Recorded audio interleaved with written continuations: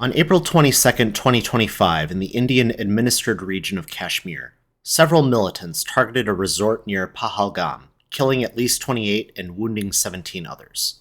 In the immediate aftermath, the Resistance Front, considered an offshoot of Lashkar-e-Taiba, claimed responsibility before retracting it on the 26th of April, stating the previous claim was from a security breach. Since this incident, an increasing series of escalations has led to military strikes from India into Pakistan, bringing the two countries to the brink of war. As this is a developing situation, even when this video comes out, some details may already be out of date. But what won't be is the history of how India and Pakistan got here. And consider this a primer. There is a lot more history to go over, and I'm on the clock. One dynamic of the India-Pakistan conflict is a religious one between Islam and Hindu. Both of these religions have a long history of both coexistence and conflict since the 7th century AD, when Sindh fell to Arab invaders as part of the initial Muslim caliphate. The last of the most notable Muslim empires within the Indian subcontinent were the Mughals, who ruled large swaths of what is today Bangladesh, India, Pakistan, and even parts of Central Asia for over 200 years, starting in the 16th century AD. Their rule was ultimately supplanted by the British Raj, who formally ended the Mughal Empire in 1857 and came to effectively, though often indirectly, control all of the Indian subcontinent for almost another century. Understand, this is seriously glossing over a literal millennium of history, and someday I will talk about it in a lot more detail. For now, allow that brief overview to set the stage of British control of an Indian subcontinent that is predominantly Hindu, roughly 85% at independence in 1947, with a large Muslim minority, and also lots of other religious minorities, such as Sikh, Christians, Buddhists, Jains, and many others. In addition, did you catch my reference to indirect control of the Indian subcontinent? To really give a good sense of the geopolitical situation prior to independence, here is a map from World History Encyclopedia. All of the areas in red were under direct British rule. All the areas in green were princely states, in effect vassals to the British, but whose rulers were still able to exercise direct control of their territories. At their greatest number, there were nearly 600 of these princely states, one that will be quite relevant shortly, Jammu and Kashmir.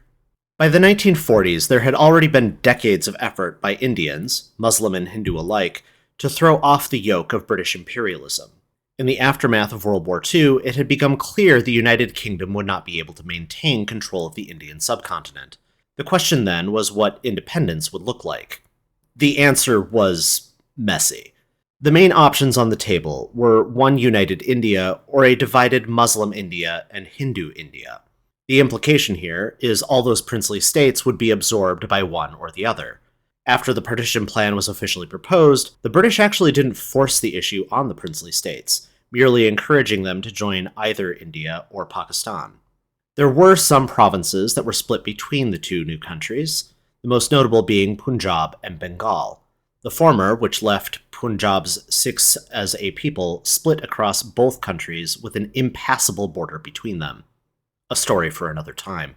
This split was ultimately an incredibly disruptive and violent process. 1951 census in Pakistan and, same year, in India, found a combined 14 million displaced persons, though estimates run as high as 20 million. The death toll runs from a low-end estimate of 200,000 to a high-end estimate of 2 million. Even at the low end, this is more deaths than occurred during the entire Indonesian War of Independence. As for the princely states, most of them voluntarily joined either Pakistan or India. Among the most notable exceptions were the state of Hyderabad, whose leader opted for independence, before being invaded and annexed by India. The other notable state of Jammu and Kashmir was delayed in making a decision, accounts indicating its Maharaj, Hari Singh, hoped to maintain independence. The decision was made for him when militias supported by the new Pakistani state, along with Pakistani military personnel, began an uprising in the western part of Jammu and Kashmir. Singh then chose for the state he led to join India in October 1947. So began the First Indo-Pakistani War, as both countries attempted to gain control of Kashmir. In the end, an armistice line was established in 1949, dividing the state between the two countries. To make the situation even more complicated, the eastern portion of this region was later occupied by China, whose control was secured after the 1962 Sino-Indian War, but that's also outside the scope of this video. Another tale for another time. The bitterness from the bloody division of the subcontinent and for control of Kashmir set the stage for a series of wars between Pakistan and India in 1965, 1971, and 1999, with India coming out on top in all of them. I will note the 1971 war was over the successful independence of East Pakistan from West Pakistan, and is why the country of Bangladesh exists.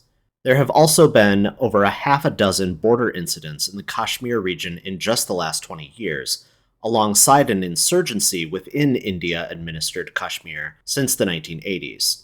Purportedly, this insurgency has been backed by Pakistan, though the country's military and leaders deny this fact. The most notable of these insurgent groups, Lashkar-e-Taiba, is a jihadist organization with a primary objective of merging all of Kashmir with Pakistan.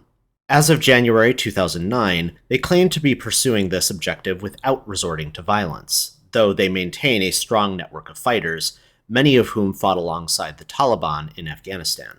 The final piece to mention, in order to provide context for the present situation, is how Indian-administered Kashmir was, well, administered. Historically, there was a clause that granted the region significant autonomy, in essence independence in all matters except foreign affairs and defense. In 2019, the Indian government under Prime Minister Narendra Modi revoked this arrangement, as he had promised to do as part of his election campaign. This led to a significant rise in tension within the region, followed by India jailing thousands of Kashmiri people. It is also the event that sparked the creation of the Resistance Front. Which brings us back to the events of April 22, 2025. To go over the event again, several militants attacked a resort near Pahalgam, killing at least 28 and wounding an additional 17. The militants were targeting specifically non-Muslim men, though one of those killed was a Muslim employee. Reportedly, he attempted to disarm one of the militants. The Resistance Front, after first taking responsibility for the attack, then backed down from this claim by saying the claimed responsibility was an internal security breach. The early threats of retaliation by India were not just levied at those that committed this act of violence, but also the actors behind the scenes, to use the words of India's Defense Minister Rajnath Singh. India also stated the penalty would be steep. "The time has come to raise whatever is left of the terror haven," said Modi in his speech on April 24th. Both of these statements are taken to be direct threats against Pakistan.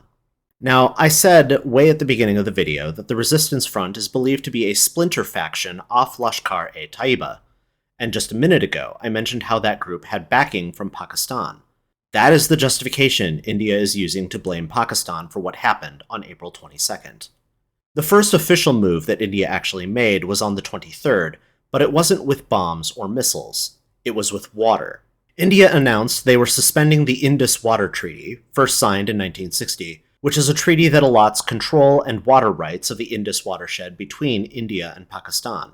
By suspending the treaty, India, by being upriver of Pakistan, was effectively threatening to not honor the water sharing agreement. This was made explicit by India's Water Resources Minister: "We will ensure no drop of the Indus River's water reaches Pakistan." This on its own is a huge escalation from India and Pakistan's already hostile history. Despite fighting multiple wars against each other, there has never been a suspension of the Indus Water Treaty before. There have been further public statements from Indian officials, including Modi, about halting water flows across the India-Pakistan border. The water control mechanisms, such as canals and dams, don't exist yet, but it is a statement of intent, and a threatening one to Pakistan. Pakistan responded to the situation by suspending the 1972 peace treaty with India, called the Shimla Agreement, on April 24th. The most serious consequence is really one of signaling. One of the stipulations of the treaty is that neither India nor Pakistan would unilaterally act to change the status quo in Kashmir, and that Pakistan and India will work together to establish a permanent resolution. A suspension of the 1972 treaty, therefore, voids these official commitments. In rapid sequence, both Pakistan and India barred the other from their respective airspace, expelled diplomats, and began suspending visas. With this also came increasingly aggressive language, including the aforementioned statement by Modi about halting water flow from India into Pakistan. Finally, in the early hours of May 7, 2025, the conflict escalated to sanctioned violence when India hit multiple sites in Pakistan-administered Kashmir, as well as Pakistan itself. Pakistan claimed to have shot down multiple Indian aircraft, although at time of writing, India has not confirmed any aircraft losses. In the aftermath of these airstrikes, Pakistan fired mortars at the Indian-administered Kashmir town of Poonch. The following night, Pakistan claimed Indian drones struck locations within their borders. Whether planned previously or in response to this incursion, Pakistan launched their own drones as well as missiles towards India. According to Indian authorities, these strikes were intercepted, and India subsequently launched a retaliatory strike targeting Pakistani air defenses. At time of writing, this is the most recent fighting. How it escalates or de-escalates from here is anyone's guess. This wouldn't be the first tit-for-tat strike between the two countries since their last war in 1999, though skirmishes in the 21st century had previously been contained to Kashmir. The unprecedented nature of the pre-fighting escalation, suspension of the Indus Water Treaty by India, and the suspension of the Shimla Agreement by Pakistan, isn't promising when it comes to a quick resolution and de-escalation. With an increasing number of land disputes turning into war and de facto annexations in the last few years, such as Russia and Ukraine, Azerbaijan and Armenia, Israel and Palestine, Rwanda and the DRC, India and Pakistan certainly can't be ruled out in joining that list. If such a broader war were to escalate between India and Pakistan, on paper, India has a significant military advantage, outspending their adversary roughly 10-1 and more than double the number of active military personnel. Of course, this is talking about a conventional war, and Pakistan does have ties to numerous non-state actors for the shift to a non-conventional conflict. We also can't forget the elephant in the room. Both of these countries are nuclear armed, though even in the case of a full-scale war, it is unlikely for either country to use those nuclear weapons. That would almost certainly require both countries' leaders to make a serious mistake at the same time. There still is hope that de-escalation can take place. Despite a weakened diplomatic position, the United States of America still has sway in both India and Pakistan. Closer to home, China would certainly have input, particularly in protecting their Pakistani ally. The verbal bluster from the Modi government may be more aspirational or a rhetorical tool to fire up their base, not so different from Trump's administration. But if that's the case, they may have already miscalculated given Pakistan's responses. Right now, it is too soon to say how the situation will play out. I know that I will be following it. Hopefully, a peaceful status quo can be reached quickly, though even if war is averted, the simmering tension will remain.